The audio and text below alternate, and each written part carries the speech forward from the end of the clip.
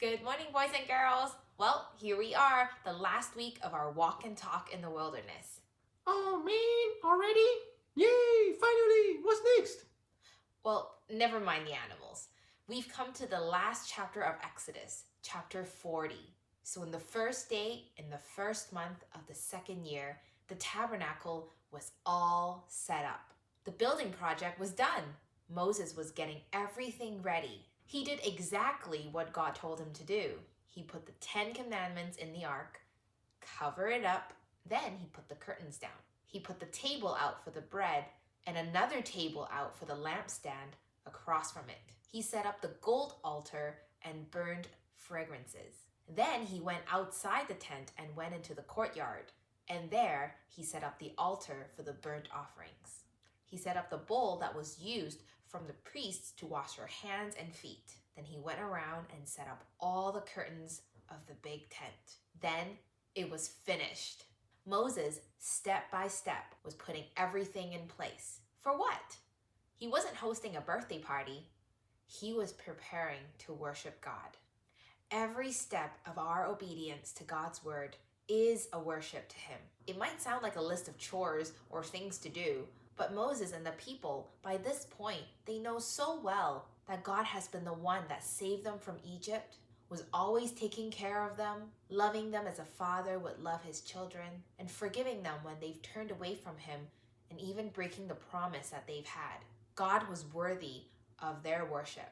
You see, God didn't have to reveal his glory or make a special agreement with the Israelites, but because he is faithful, and he promised long ago to Abraham that he was going to choose Israel because they were going to become a blessing for the nations. He will keep his word. Boys and girls, the God who always keeps his word and is always loving his children is the same God that we worship today. I pray that you've learned more about the Exodus and the God that we worship. What is that, Elmo? Oh, Elmo wants me to tell you to turn to the person next to you and answer the following questions together.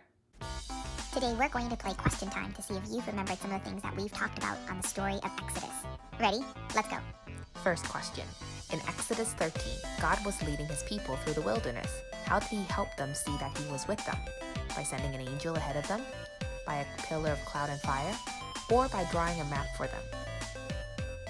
You're right, by a pillar of cloud and fire. In Exodus 16, the Israelites complained about food and God sent them manna and quail. What was the special instruction that they had to follow?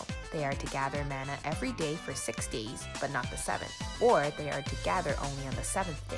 Or they are to gather as much as they can each day. In Exodus 19 to 20, why did God give Israel the 10 commandments?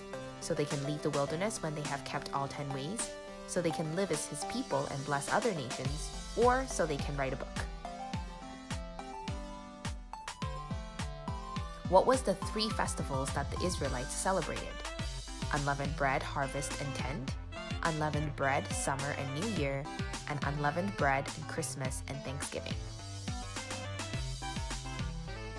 Why did the people need a tabernacle? It was a special place to hold parties. It was for shade from the hot sun. It was a special place to meet God and hear from him. For one more time, we're going to get our maps out. Today we're going to be drawing our last symbol, and there you're going to have the whole map of Exodus to yourself. Remember, as we trust, listen, seek, obey, we don't have to be scared of the wilderness because God is leading us and his promise for us will never change. Get your maps out. From our last point, draw dotted lines, and then draw a red dot and fill it in.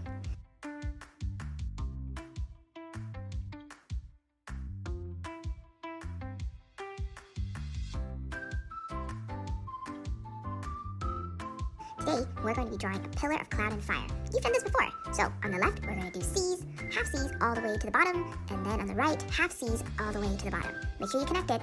Then, you're going to draw a diagonal line across from it, because we're going to draw both the cloud and the fire side of this pillar. Shade in the cloud part, and draw little leaves for the fire part.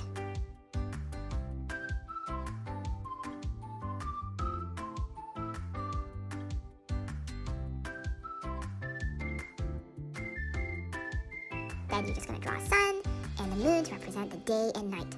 God is watching over his people, and his promise for them never fails. 1, 2, 3.